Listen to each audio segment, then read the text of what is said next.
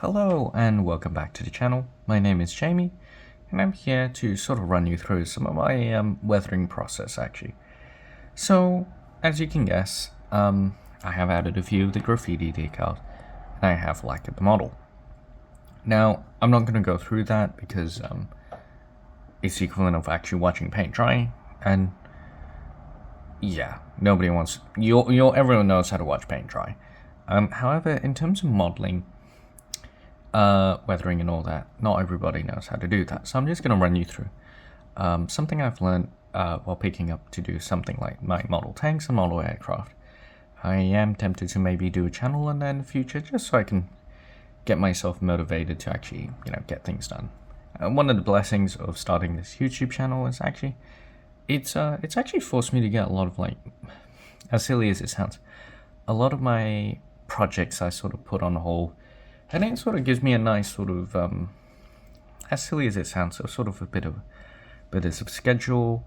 And, if I can't make it, I usually just push it back, put a new video in the long run. But it does mean that I do have to give myself a bit of a deadline rather than just being sort of, going, oh, I'll get it done next week. I will be done next week. So it has actually forced me to, whether a few of my trains, purchase some new trains that, just to complete a few collections rather than just buy some really cool locomotive that turns up on eBay. So that's the story behind it. So, what do we have here? So we have a Burlington Northern grain hopper. I can't remember exactly if this was the ACF one. I'm not too certain. I don't have the box with me. I bought these secondhand as part of the trade deal. I believe we made that video almost like 2 months ago now. Time flies when you go on YouTube. So yeah, it's pretty exciting. So what we're going to be doing is something called the dot filter method. So it is sort of seen as a way to sort of give your hopper or model a sense of a filter, sort of break up that green. It won't give you a sense of that like sort of dust effect, but it's usually one of the first things I like doing, just because it's a nice sort of simple one that really breaks up the green. So what do we need for it? What we need is, well, quite simply, I know it sounds really silly, but you are going to need a decent palette, right? It's just something you will end up using a lot, especially if you're going to be doing a fair few hoppers. And well, I'm not going to do all of them because you don't want to watch paint dry. It is pretty exciting. So you're going to need something like a toothpick as well. I bought these for $3 at my local supermarket. So overall, sorry, I always get a bit distracted by if a train's running through my town. It's pretty exciting. I think there's a local intermodal coming through. So what do we have actually? So we got our nice palette, we got our toothpick. And so what do we need? So the next thing we're going to need is oils. So today I'm using a batch of stuff that I have bought ages ago, and I know some art person is going to, have a bit of a heart attack here because I am using Old Holland paint. And Old Holland paint is artist oils. Originally I bought them because I was funny enough in Holland, and I saw these and everyone was raving about them, and I was like, oh, I better just buy some. It turns out for modeling there's no real big difference, but it does turn out they're actually quite nice. So we got our two, so we got Umbre and Sienna. And then on the cheaper side, and these were much cheaper, I bought this in my local art store, and we have a chromium green and a white. We also have a nice permanent rose and a yellow ochre. So why have I picked these colors? And it's quite important to understand why we pick colors. So what a dot filter is basically, the idea is that you put multiple dots of these different colors with the toothpick, not with the brush. And, it sort of creates a nice sort of filter on top of the model. What's important to know about this is you aren't painting the model. You're merely just sort of, I guess in an easy way, is giving it a bit of wash. Now, I will try and find one. That's a panel wash. Just let me have a quick look in my desk to see if I have a nice one. Sort of example. Usually in your desk you'll always find something.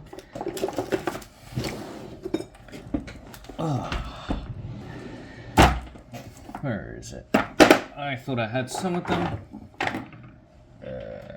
It turns out, unfortunately, not. Now, what was I trying to get? So, yeah, unfortunately, I don't seem to have any in my desk at the moment, so that's a bit shame because I was going to talk about something called filters. So, you've probably encountered when you go to a model shop, a brand called AK or MIG in a bottle like this, they'll say filter. So, it's basically, if you've done any other sort of painting, it will be something called a wash. It's very similar to a wash. However, a wash is designed to seep into these recesses to make sure, they get sunk in and all that. Whereas a filter is supposed to sort of tone it down, like a lens filter or something like that. So, in that case, right, a lot of the premix ones, while they're fine, they don't give the same effect as, let's say, the dot filter one. It's simply because a lot of the ones that come in the bottle are pre-mixed. Pre-mix is fine, but you don't get that sort of multitude of the spectrum in this. And the spectrum is what we want, because in real life, things aren't consistently green unless you've factory painted it. It's straight out of the paint shop. It will never be exactly green.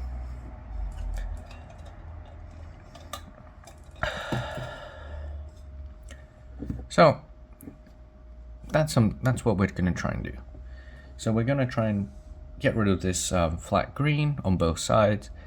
But what I'll do is do one side to quickly showcase what I mean. So to start with, we are going to put our 6 different colors.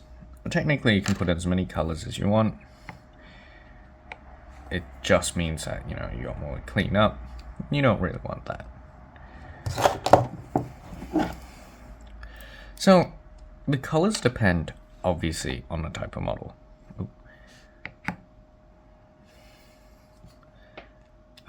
Because on different types of models you are going to see a different effect. If, for example, you have a brown model, going with other colors that do sort of complement it do help.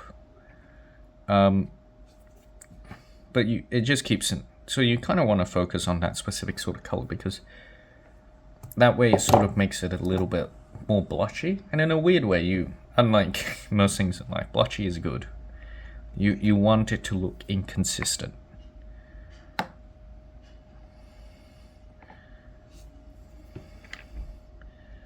So remember, you want to look for something that says oil color. You don't want to go to the model store because they're going to basically rip you off. They're going to ask you like, I don't know, $1 million fucking dollars for like a simple paint or something like that. Basically, you don't want that.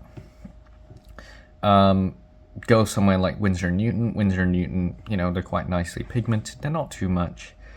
They're quite a reasonable price. Look, oil paints aren't very cheap, but since they do come in a large tube, it doesn't, when you actually sort of price it by the actual volume in comparison to, let's say, the paints that you get at Games Workshop or Vallejo or whoever, Umbre, the deal isn't too bad, actually, surprisingly.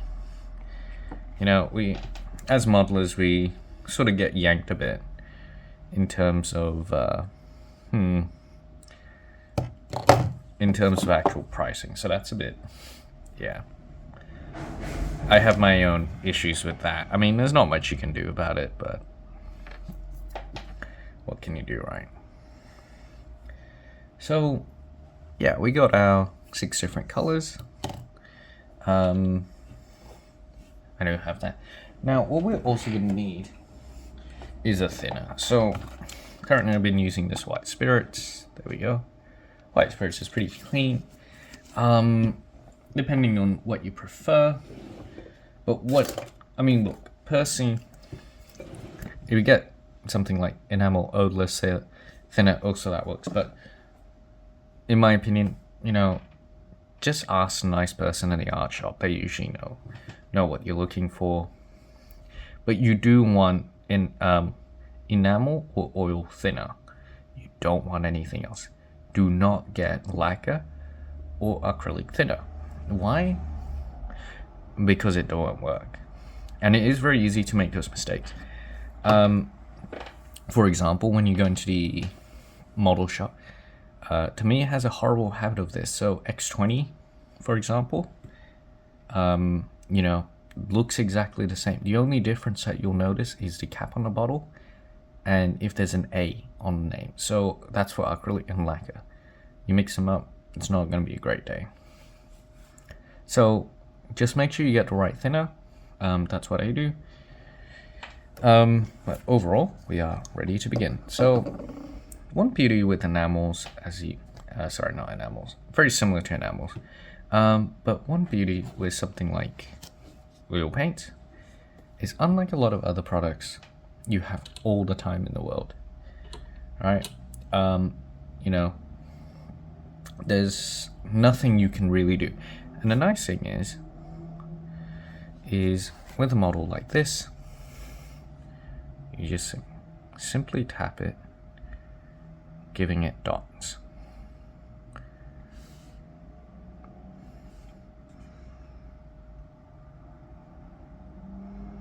It's a tedious effort, but in terms of weathering and all that, this is probably one of the better ones, especially just to start, just because it's a sort of nice way to do some nice weathering without having it be permanent. Like, the nice beauty of this, as long as you've sealed the model with a hard thinner, like a substance like Tamiya lacquer coat or something like that. I personally use Mystic Color gloss coat. You really can't, really go wrong. Worst case scenario, you can always just wipe it off, as amazingly as it sounds. So what you want to do is basically just start adding little dots. Just anywhere. That's what you really want. It's just anywhere in the model, add your little dots.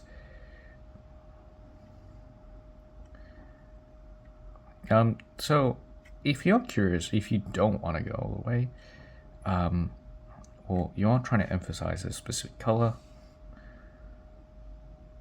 you want to add a little bit more on, just not too much, otherwise you are going to have a hard time breaking it off. So I'm just going to put a little bit on here, just where the other side is, just because I think that's a nice spot to get a little bit of more dirt accumulation. In real life, you'll never ever see them the same sort of color. In real life, there'll probably be a shade of gray or brown or whatever the local environment color is. Let's just put too much there. So you just want a nice smooth coat, and you want something nice. So we've done that, and now I'm going to use another couple of toothpicks. Now, personally, I don't like to get the colors mixed at this point. I just sort of like to work individually.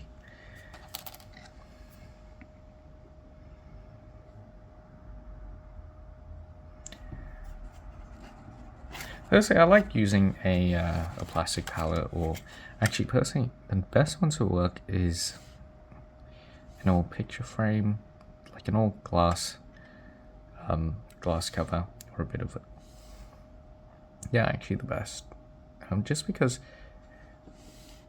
artists have actually realized that in some ways, the nice thing about getting something like that is it makes it very easy to work with.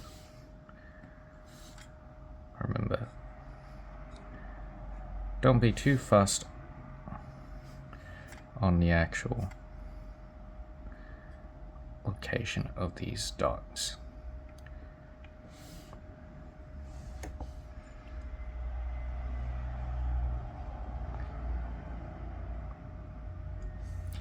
And I wouldn't be too worried if the dots are also inconsistent.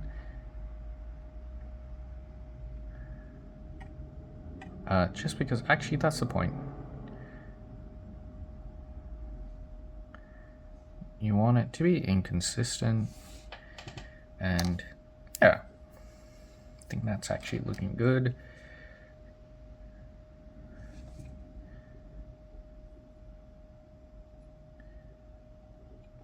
Bit of color all over, and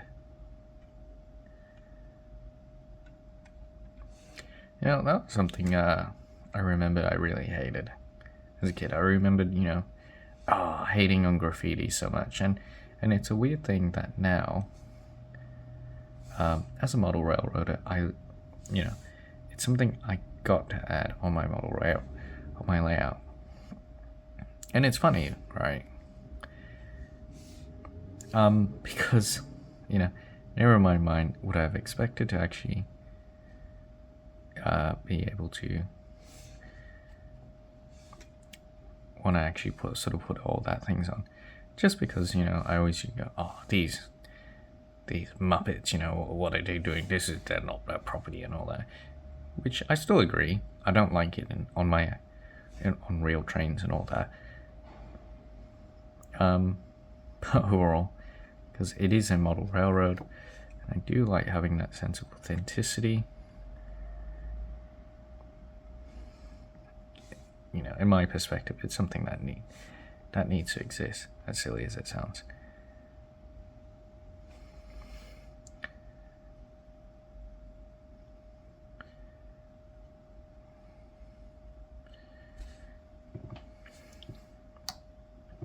Yeah, the nice thing really is not having anything to worry about in terms of time and all that. Just because, this is the beauty of working with acrylics and enamels. You just don't have any of that sort of rush. I still do the occasional Warhammer model, and one of the things that does suck about them is, there's a lot of because a lot of them have this innate fear of using airbrushes or old school modeling techniques, or I've noticed that there's a massive fear of using other mediums such as oils and all that. I've noticed, which is a massive shame, because the people who have used it, specifically on some of their cool nights and all that, it really does show the work.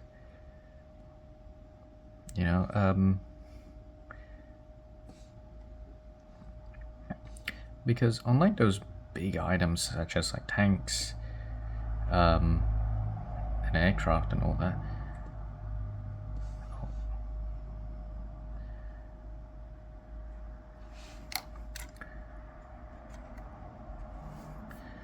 anyway, so that's what we've done. So we'll just cross it. I have smudged it accidentally. I'm trying to wipe off. However, what this means is that we can now move on to our odorless thinner.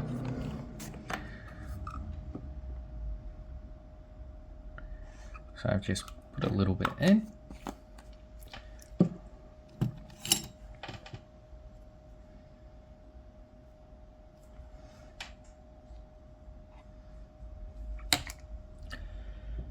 We just want a nice clean brush.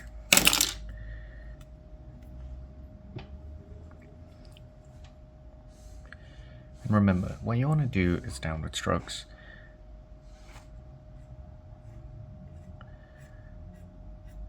And as silly as it sounds, you actually kind of want to wipe it off.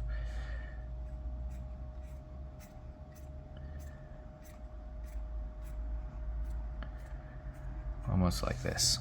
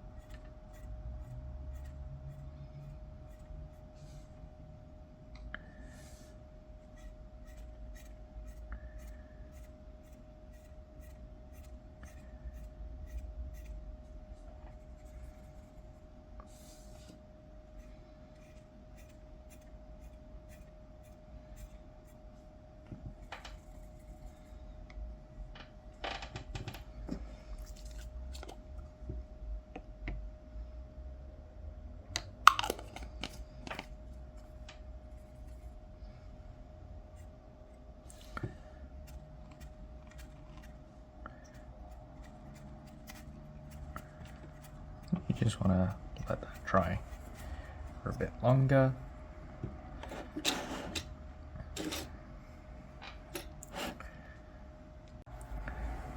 So yeah, it's gonna take you a while, but basically you don't want to wash off the paint, but you kind of want to, as weird as it sounds, you kind of want to,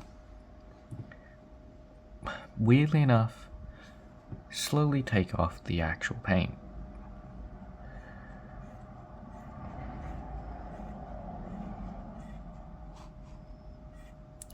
So you want to make sure that you're not flooding the model, but more gently, slowly thinning the paint and actually, in an odd way, washing the paint off, but just leaving enough that you can see what was originally there.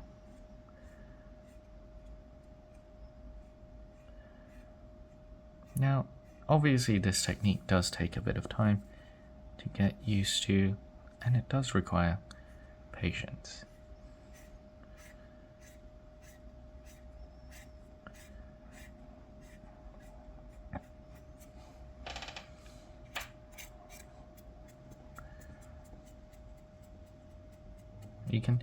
And remember, you don't want to go up. This is the most important part of the actual technique, is you never want to go up. So now, why do we not want to go up? Is because realistically, a brain doesn't, go up, right? And yes, I know technically we have a thing called evaporation. That's not the point. When rain happens, right, obviously it flows down on the model and it will slowly strip away whatever was on top. So things like dust, dirt, grime, all sorts. So that is something we are trying to do here.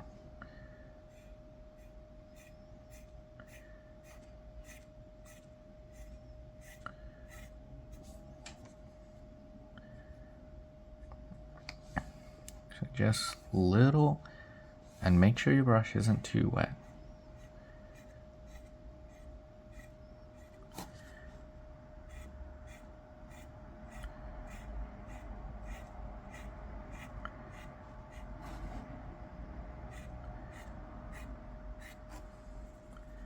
And in the moment that you feel like your brush is being a bit too pigmented, alright, just clean off your brush a bit.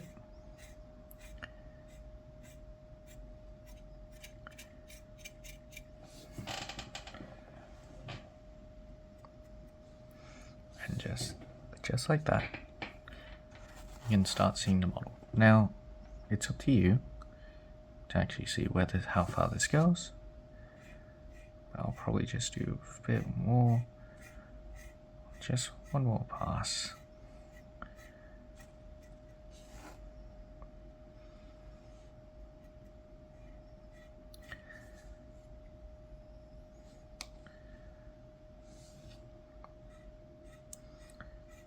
Remember, I'm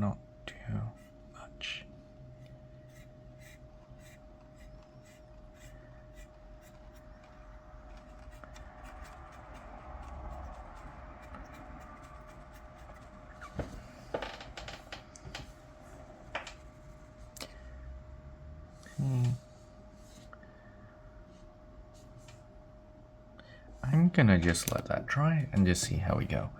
So I'm just gonna let that sort of sit, and I'll come back to you in a little while. So we're gonna have a bit of a time jump, and there we go. Okay, so this is my time jump. This is me, I guess, from if we were doing a baking show, this is me taking out the oven. So there we go. On the camera, it does look a little bit brighter, but you can see, even on the actual camera, it does come out quite, factory. I wouldn't say factory weathering, but it does come out as, seen as a bit of life. In real life, it is actually quite dark. Actually, I'll see. I've got a factory green one, and you can see how much the green has been toned down, and how, I guess, in a good way, how faded and inconsistent that paintwork looks. Because in real life, you will see this sort of style of green maybe for a day. That's it. A day at the paint shop. So with this technique, it does allow you to sort of break up and sort of highlight, certain sort of areas a little bit better. And the beauty of it is, just like in real life, paint fades, it's modulated a bit. We got a little bit more green on this end, a little bit more red, and it does give you a beautiful sense of that sort of ribbing and all that. So I'm pretty excited by that. It's actually come out a lot better than I thought. Like when you're pretty impressed with your own cooking, right? Like when you're cooking a steak and you're just like, oh, it's gonna be good, but to what extent, right? Like, I'll be blunt here, right? I didn't expect it to come out as nice as this. I thought it would be a little bit more blotchier, I guess. But I think it's blended really well, and I'm actually quite impressed. This is the state that's turned out to be really good. You know what I mean? You know what I mean. All right. Hot damn, that tastes pretty damn good. But yeah, I'm pretty impressed. I definitely recommend you give this a go. Probably the most expensive part of this is getting the oil paint. So if you can get some, second hand, or if you can get some of these at like a good discount, get like just for, if you're starting out, 4 or 5 is good enough. You don't need, I know on like some pages will say like up to 8. You don't need 8. A good 4 different sort of colors. You want, from my opinion, you want something like a brown, a green, a blue, and a red. I don't have a blue. I've just got white. White's actually probably another one. But basically, you want some primary colors and a brown, right? And because if you got the primary colors, you can always make some, right? So that's a big recommendation there.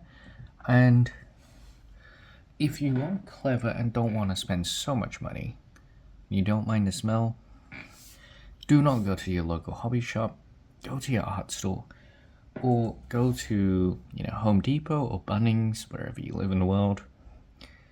In Bunnings, we had this stuff, Digger's White Spirit. There we go. That's what I've been using, and so far, as you can see, it's turned out quite well. In this case, it's actually kind of turned out quite cheap. I think it was a $15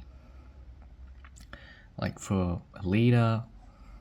So overall, pretty good bargain. And the nice thing about this technique is, unlike, let's say, some other cheaper techniques like the weathering pastels and all that, in my opinion, it's actually a bit cheaper if you're doing, let's say, a lot of wagons, which a lot of people will do.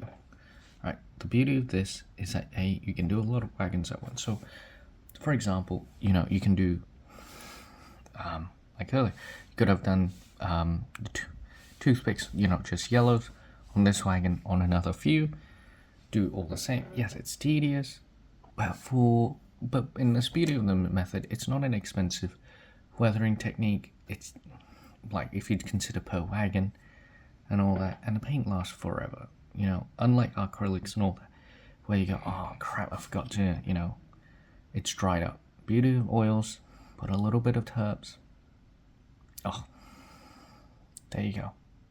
And yeah, so that's the beauty of working with oils.